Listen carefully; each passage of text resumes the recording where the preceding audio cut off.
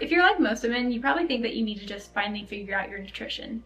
Maybe you're tracking your calories, hitting your macros, and eating healthy, but your body still feels stuck. You're working out consistently, you're disciplined, but your body doesn't reflect the effort that you're putting in, and that disconnect is frustrating as heck. Here's the part no one tells you. Fat loss isn't about training hard or eating less. Looking lean, defined, and actually seeing the results that you want comes down to something most women are missing, which is recovery. With recovery, I don't mean just taking a rest day here and there. I'm talking about the deep physiological recovery that allows your muscles to grow, your metabolism to speed up, and your hormones to rebalance, and your body to actually let go of fat. The truth is, your results are determined by how well you recover, not how hard you grind. And so if you've been pushing harder, eating less, and still feel bloated, soft, or inflamed, and stuck on the scale, this video is for you. We'll cover exactly how recovery works and why it's essential for women's fat loss, and how to tell when your body's screaming for recovery, so you can finally make the real progress you've been working for.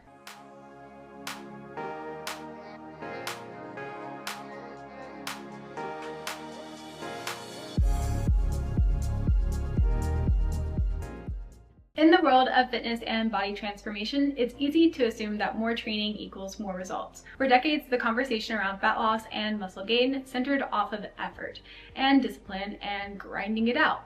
But the truth, supported by physiology, endocrinology, and recovery science, is clear. Without rest and recovery, there is no adaptation. And this video explains the critical relationship between stimulus and recovery, defines the science-backed threshold of minimum effective dose and maximum recovery volume, and explores the mechanisms of true progress for women pursuing strength, fat loss, and hormone balance. Starting with minimum effective dose and maximum recovery volume. Minimum effective dose is the smallest amount of training stimuli needed to elicit a meaningful physiological adaptation. It represents the threshold above which progress begins. In practical terms, with hypertrophy, 8 to 12 working sets per muscle group per week may be enough for a trained individual. But for beginners, even 6 sets might create adaptation.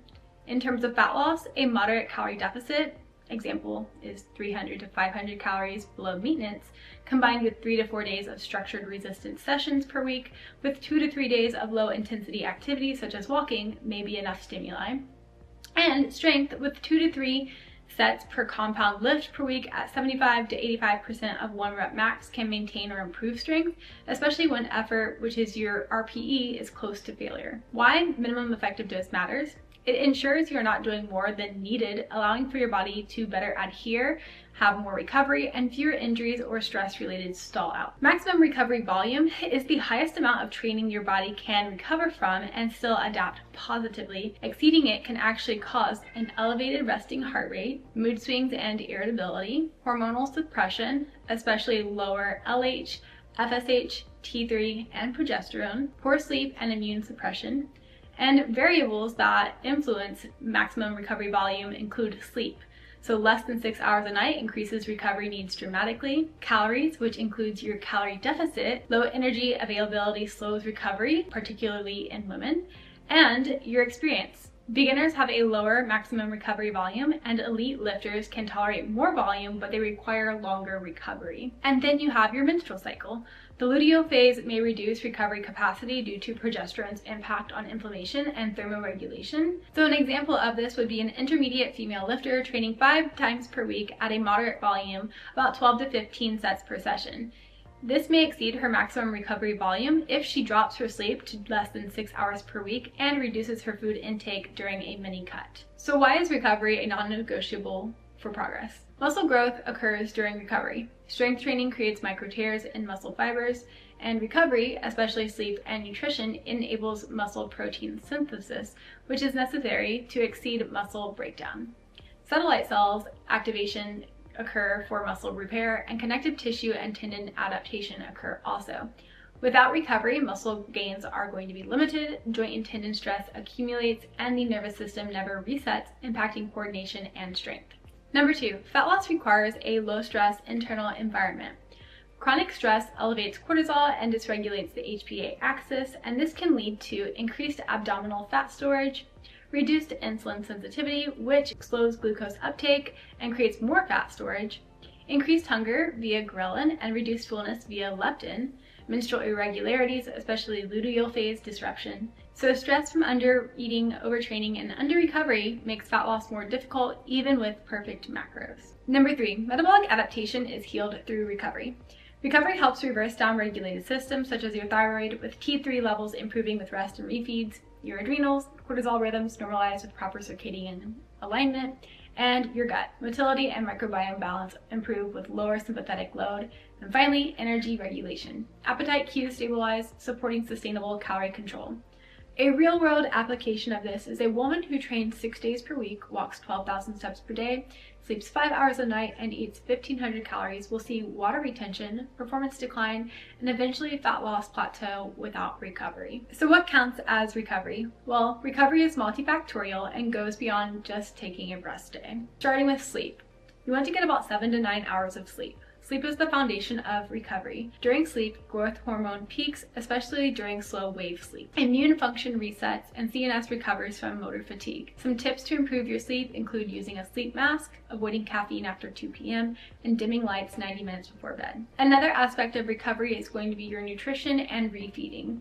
Starting with protein, you'll need about 1.8 to 2.2 grams per kilogram of body weight per day to support muscle repair and immune health. With carbohydrates, you want to make sure that you're eating enough carbs to replenish your glycogen stores, support leptin and thyroid hormones, and dietary fats are going to be important to support hormone production and brain health. But we can't forget about our micronutrients with zinc, magnesium, and B vitamins, as those are essential for enzymatic recovery pathways. An example of refeeding would be 200 to 300 calories from carbs for 1 to 2 days, and that can help increase leptin, boost metabolism, and improve recovery while in a calorie deficit. Another component of recovery is going to be active recovery, and this includes activities that enhance blood flow without imposing systemic stress. This includes things such as 20 to 40 minutes of walking, low-intensity bike rides, sauna sessions, or light swims. Benefits from active recovery include increased nutrient delivery, lymphatic drainage, and stress reduction. The most common form of recovery is going to be deloads and rest days. Deloads are going to be training weeks when you're going to reduce your training volume for about 30 to 50%, and you're going to do this approximately every 4 to 8 weeks when you're training. Rest days are going to happen more frequently. You're going to take about 1 to 3 rest days per week with an emphasis on movement, so steps, but no lifting. Deloads allow your joints and tendons and nervous system to reset, and they are not lost time. They are actually a period for your body to, again, reset and grow. While I know many women who are go-getters really love to work out and push that intensity at all times, deloads are going to be very beneficial, as this time period is a great time period for your body to make immense improvement in adaptations. And probably the most forgotten aspect of recovery is nervous system regulation. Recovery requires shifting your body from sympathetic, which is fight and flight, to parasympathetic, which is rest and digest states. The methods that we can use on a daily basis to do this is the 4-7-8 breathing or box breathing, meditation apps such as Calm or Headspace, and grounding, which means to put your bare feet out in the grass and spend time outdoors. And finally, you need to know the symptoms of under-recovery. If you're experiencing any of the following despite effort and training in your diet, you're likely under-recovered, and this is impacting your progress. Number 1 is poor sleep quality or insomnia. Number 2, unexplained water retention. 3, increased soreness or slow recovery post-lift. Plateauing or declining in your performance, and menstrual cycle changes such as late ovulation, spotting, or period loss. High irritability, poor focus, or emotional swings. Cravings for high-calorie foods despite full meals. And make note that athletic women often mistake these symptoms as needing to push harder, but often they really need to pull back. Finally, easy habits you can start implementing today to see progress in your recovery. Starting with sleep, you can wind down with no screens 60 minutes before bed.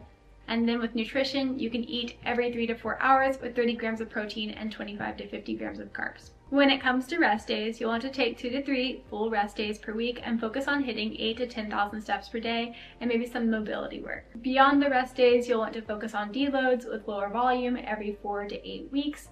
On the days that you do train, you can focus on contrast showers, switching between hot and cold water, and eating 60 minutes post-workout with both carbs and protein. For supplements, I am a big fan of Legion, and with code GENWAL, you can get 25% cash back on all of your orders using my code. Wrapping this up, you need to know that you're not going to make progress from training, you're going to make progress from your recovery. The body is an adaptive system. It responds to stress only when there is sufficient capacity to recover. More training, more cardio, and more intensity does not guarantee better results.